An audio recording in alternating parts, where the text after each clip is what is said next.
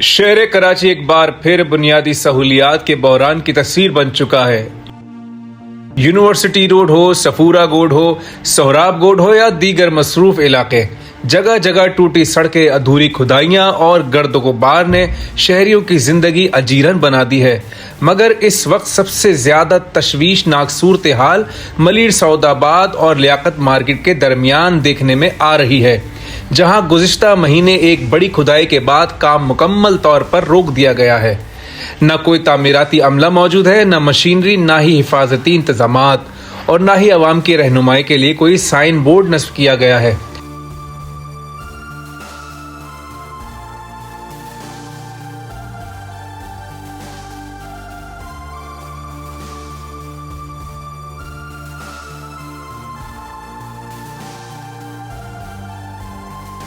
इलाका मकीनों के मुताबिक इस अधूरी खुदाई ने रोज़मर्रा ज़िंदगी को शदीद मुतासिर कर दिया है।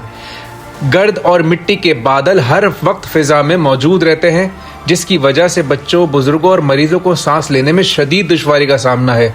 दुकानदारों का कहना है कि कारोबार तकरीबन तबाह हो चुका है,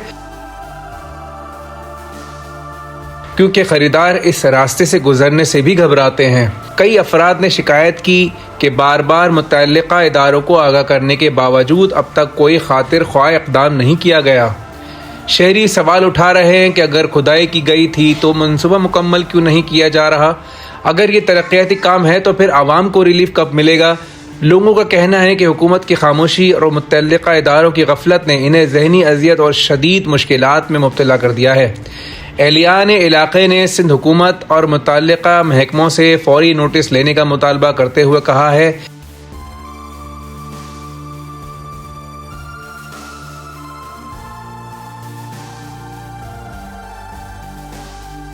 या तो तामीराती काम फौरी मुकम्मल किया जाए या फिर सड़क को पहले की हालत में बहाल किया जाए, ताकि आवाम सुख का सांस ले सके। क्योंकि तरक्याती मंसूबे अगर आवाम के लिए अजाब बन जाएं तो फिर सवाल सिर्फ सड़कों का नहीं, पूरे निज़ाम की कारकर्दगी का उठता है। एक शहरी ने तो ये तक कह दिया है कि 18 साल से पीपल्स पार्टी सिंध पर जो हुकूमत कर रही है उनकी सियासी कब्र है, या फिर ये 18 साल से आवाम की कब्र खोदी जा रही है।